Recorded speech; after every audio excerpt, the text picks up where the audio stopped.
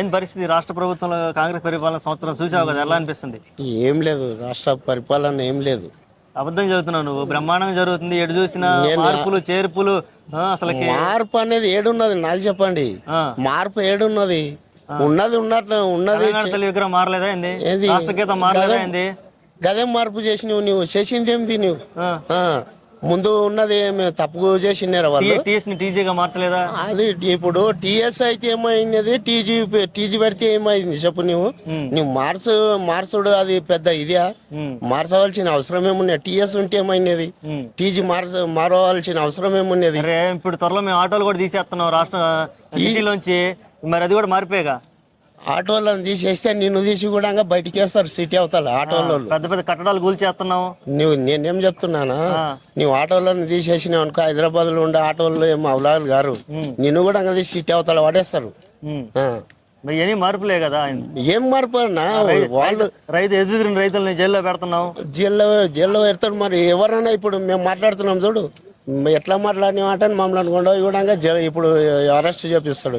అది మార్పు. ఆయన వచ్చిన మార్పు గదే ఉన్నది. చేసింది ఏం లేదు. పింఛన్ అన్నావు 4,000 అన్నావు. డిసెంబర్ 9 నేను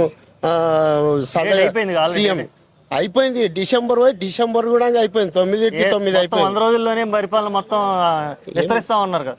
ఏడ ఉన్నది విస్తరించింది, ఏడ కనబడుతున్నది. 4,000 పింఛన్ అన్నావు. ఉరుకుండి 2 లక్షల రుణమాఫీ మళ్ళీ ఇప్పిస్తాను నేను ఇస్తా, పోయి బ్యాంకులలో తెచ్చుకోండి అన్నావు. ఏడున్నది నువ్వు? 2 లక్షలు కాలేవు. ఇంచుమించు ప్రతి ఒక్క ఊళ్ళో బొమ్మరాజ్పేట మండలం ప్రతి ఒక్క ఊళ్ళో 30%కి ఎక్కగలేవు. నువ్వేడ చేసినావు మొత్తం అందరికి? బోనస్ అన్నావు. ఫస్ట్ నువ్వు సన్న రకం కా దొడ్డు రకం కా అంటే అనలేవు కదా. మొత్తానికి బోనస్ ఇస్తా వడ్లకు క్వింటాల్కు అంటే నేను. రైతులందరూ పాపం ఆశపడ్డారు. మరి ఈ రైతుకు ఆశనే. రైతు బతికేదే భూమి పైన. క్వింటాల్కి 500 వస్తే జర ఇది అయితే జీవనం ఎక్కువ వస్తాయని నీవు ఫస్ట్ అన్నది. వడ్లకు బోనస్ ఇస్తా అంటే నేను. నువ్వు సన్న రకం అనలేవు, దొడ్డు రకం అనలేవు. వడ్లకు బోనస్ ఇస్తా అంటే నేను. ఏడున్నది బోనస్. తర్వాత ఏం చేసినావు? బోనస్ ని బోకర్గా చేసినావు. సన్న రకానికి ఇస్తా అంటని చెప్తున్నావు. ఏంది నువ్వు చేసింది? మార్పు ఏం మార్పు ఉన్నది? నువ్వు చేసింది ఏమున్నది? రైతుకు మేలు చేసింది ఏమున్నది? రుణమాఫీ కూడా సరి కాకపోయా. కేసీఆర్ ఉన్నప్పుడు పంట కరెక్ట్ పడుతుండే. అంటే అన్ని పథకాలన్నీ పర్ఫెక్ట్ వచ్చాయి. కేసీఆర్ గారి గురించి మాట్లాడుకుందాం. కేసీఆర్ గారి ప్రభుత్వంలో ఏం వచ్చాయి? రైతు బంధు వచ్చిందా? రైతు బంధు అన్న ఇక్కడ వింటున్నావా? నేను ఫస్ట్ నేను సావుకారితో పోయి తెచ్చుకుంటుంటే, నేను అప్పు తెచ్చుకొని నాటేపిస్తుంటే. కేసీఆర్ వచ్చిన తర్వాత అసలు సావుకారి దగ్గర ఓడే బంద్ చేసింది. అదేలే టైంకు కరెక్ట్ టైంకు రైతు బంధు పడుతుండే. నాకు 11 ఎకరాలు ఉన్నది అన్న.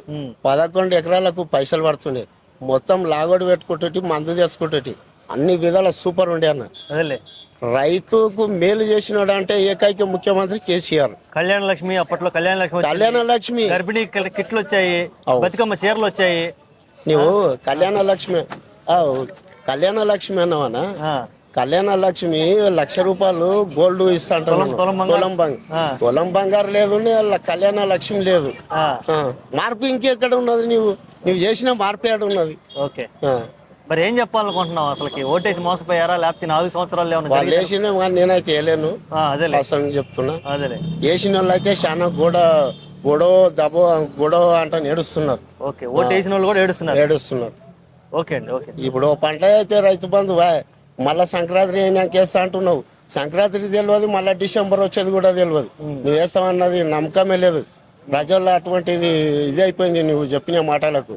ఇప్పుడు చూడబోతే కేటీఆర్ గారిని అరెస్ట్ చేస్తా అంటున్నాడు. కేటీఆర్ ఈ ఫార్ములర్ కేసులో ఏంది అసలు? అది అవకతవకలు ఏమి లేవని ఒకవైపు స్టేట్మెంట్ వస్తుంటే, నేనేమో నేను అరెస్ట్ చేస్తావు. ఏమన్నా ప్రూఫ్ ఉండాలి. ఇప్పుడు అరెస్ట్ చేయాలంటే ఏమన్నా ప్రూఫ్ ఉండాలి. కేటీఆర్ గారు ఏమన్నా చేసి తప్పు ఉంటే నువ్వు అరెస్ట్ చేయగలుగుతావు. తప్పు లేనప్పుడు అతన్ని ఇట్లా ముట్టవు. అంటే అంతా మీడియాలో ఫేక్ ప్రచారం చేయడానికి. పేకు అంతా ఆయన మొదలే పేకు. ఇది కాకపోతే ఏమున్నది? ఓకే అండి, థ్యాంక్ యూ. ఇంకోటి ఉసుక కూడా ఇప్పుడు విచ్చలవిడిగా డంపు కాకినన్నది బొమ్మలపేట మండలం దుప్చట గ్రామం. దందా జరుగుతుంది, ఇసుక దందా జరుగుతుందా? దందా నిన్నటి నుంచి చాలా అయింది. అసలు విడిగా కొడుతున్నారు. డబుల్ బెడ్రూమ్ అంటున్నారు. డబుల్ బెడ్రూమ్ ఎడ కడుతున్నావు నువ్వు, ఎడికి పోతున్నదా దేవుని కెరక. అమ్ముకుంటున్నారు సైడ్ గా, ఎక్కడ అమ్ముకుంటున్నారో తెలుస్తలేదు. ఏమైనా అడ్డం పోతే మమ్మల్ని అరెస్ట్ చేస్తారు. అదే అదే భయం. అదే